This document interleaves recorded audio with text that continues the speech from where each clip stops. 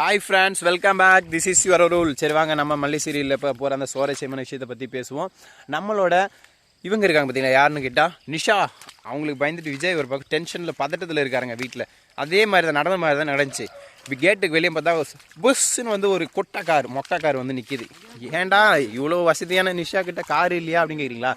எல்லாம் ரெண்டல் காருங்க, வாடகை எடுத்துருப்பாங்க. சொந்த காரெல்லாம் கோர்ட் ஜப்தி பண்ணிடுச்சு இல்லையா, அதனால் ரெண்டல் கார் எடுத்துருப்பாங்க. அதை எடுத்துகிட்டு வந்து நிப்பாட்டு மாசா கிளாஸாக இறங்கி உள்ளே வராங்க. சிக்கு சிக்கு சிக் சிக்கு சிக் சிக் அனு உள்ளே வந்து நிற்க, ஏ விஜய் வேர் ஆர் யூ? வெண்பாவை என்கிட்ட அனுப்புறியா இல்லையா? பார், விசா பாஸ்போர்ட் ரெடி, இப்போ நான் வெண்பாவை கூப்பிட்டு போகிறேன் அப்படின்னு ஒரு சத்தம் போடுதுங்க. இதை கேட்ட விஜய், எவடி அவன் என் வீட்டில் கத்துறது, ஈத்தச்சிரிக்கின்னு சொல்லிட்டு வெளியே வந்து பார்த்தா நம்ம நிஷா வந்தானே, என்கிட்ட இப்போ புள்ளைய ஒப்படைக்கிறியா இல்லையா? பார், விசா எல்லாம் ரெடி, நான் இப்போ கூப்பிட்டு போகிறேன், நீ கல்யாணம் பண்ணல, இப்போ என்ன தான் சொல்ல வரேன்னு கேட்க, இதை கேட்ட விஜய் ஆடி ஒரு மாதிரி ஆயிடுறாருங்க. அதுக்கப்புறம் இதோ பார் நிஷா, தேவையில்லாத விஷயம் தலையிடாது, அவள் ஏன் பொண்ணு கூட அனுப்பணும் அவசியம் எனக்கு இல்லை, வெளியே போக மரியாதையா அப்படின்னு சொல்ல, இதை கேட்ட நம்ம நிஷாவும், இதெல்லாம் நீங்கள் பேச முடியாது, உங்களுக்கு ஒரே ஒரு வழி தான், என்ன கல்யாணம் பண்ணுங்க இல்லை குழந்தைய கொடுங்க, இதை தவிர வேறு வழி இல்லைன்னு சொல்ல, என்ன பண்ணுறது ஏது பண்ணுறதுன்னு புரியாமல் அப்படியே ஒரு கான்ட்ரிபியூஷன் டிஸ்ட்ரிபியூஷனில் இருக்கிற நம்ம விஜய் அடுத்து ஒரு பிளான் யோசிக்கிறாருங்க. ஓ, குழந்தைக்கு அம்மா வேணும் அப்படி தானே, சரி ஓகே, இன்னும் ஒரு நாள் டைம் இருக்குல்ல, இன்றைக்கி ஃபுல்லாக முடியல, இந்த நாள் முடிஞ்சால் தான் உன் கணக்குப்படி, இன்றைக்கி சாயந்தரத்துக்குள்ள என்ன பண்ணுறப்பா அப்படி சொல்ல, பார்க்குறேன் நீ என்ன பண்ணி கிழிக்கிறேன் புடுங்குறேன் நான் பார்க்குறேன், வெண்பாவை தூக்குறேன் அப்படின்னு நிஷா சபதம் போட்டு வெளியே போகிறாங்க.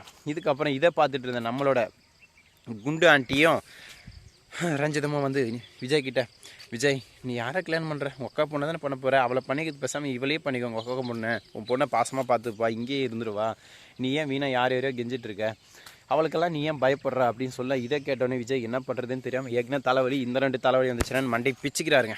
So tension of the muscle of the moment.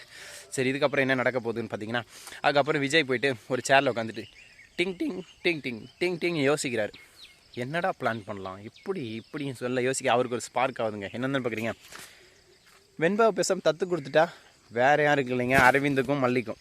ஆமாம், தத்து கொடுத்துட்டா வேலை முடிஞ்சிச்சுல்ல, மல்லி நம்ம கூட வரமாட்டாங்க, மல்லிக்கு இன்னொரு வாழ்க்கை இருக்குது, வெண்பாவுக்கு பேசாமல் கேட்போம், தத்து எடுத்துக்கிட்டாங்கன்னா அவங்க குழந்தை இல்லை, அதுக்கப்புறம் என்ன பிரச்சனை இல்லை, அவங்க பார்த்துப்பாங்க, இதுக்கப்புறம் என்ன பிரச்சனை இருந்தாலும் அப்படின்னு சொல்லிட்டு பிளான் பண்ணுறாரு நம்மளோட விஜய். இந்த பிளான் நல்லா இருக்குது, எனக்கு கூட பிடிச்சிருக்குங்க. நம்ம எப்போ வேணாலும் பார்த்துக்கலாம், நம்ம பொண்ணு பத்திரமா இருப்பா, இவகிட்ட போகிறத விட அவங்ககிட்ட இருந்தால் சந்தோஷமாக இருப்பான்னு சொல்லிட்டு முடிவு பண்ணிட்டு அவங்க 2 பேருக்கு சீக்கிரம் கல்யாணம் பண்ணிட்டு தத்து கொடுக்குறதுக்காக முடிவு பண்ணுறாங்க. ஏன்னா ஹஸ்பண்ட் அண்ட் ஒய்ஃப் இருந்தால் தான் ஒரு குழந்தைய இன்னொருத்தன் தத்து கொடுக்க முடியுன்ற ஒரு கான்செப்ட் இருக்குது அப்படின்னு லா சொல்லுதுன்னு நினைக்கிறேன். எனக்கு சரியாக தெரியல, தெரிஞ்சவங்க மறக்காமல் கமெண்ட் செக்ஷனில் சொல்லிட்டு போங்க. ஏன்னா நீங்கள் சொல்கிற ஒவ்வொரு விஷயமும் என்னோடய நாலேஜை இம்ப்ரூவ் பண்ணுறதுக்கு உதவியாக இருக்கும். சரிங்களா? மறக்காமல் என்னோடய சேனல் பிடிச்சிருந்தா சப்ஸ்கிரைப், லைக், ஷேர், கமெண்ட் பண்ணுங்கள். Thank you so much. Tata, see you, பாய். இங்கே பார்த்தீங்களா, தண்ணியோ தண்ணி, நிலத்தில் தண்ணி, பூக்கொல்லியில் தண்ணி, மெத்த மேலே தண்ணி, எல்லா இடத்துலையும் தண்ணி.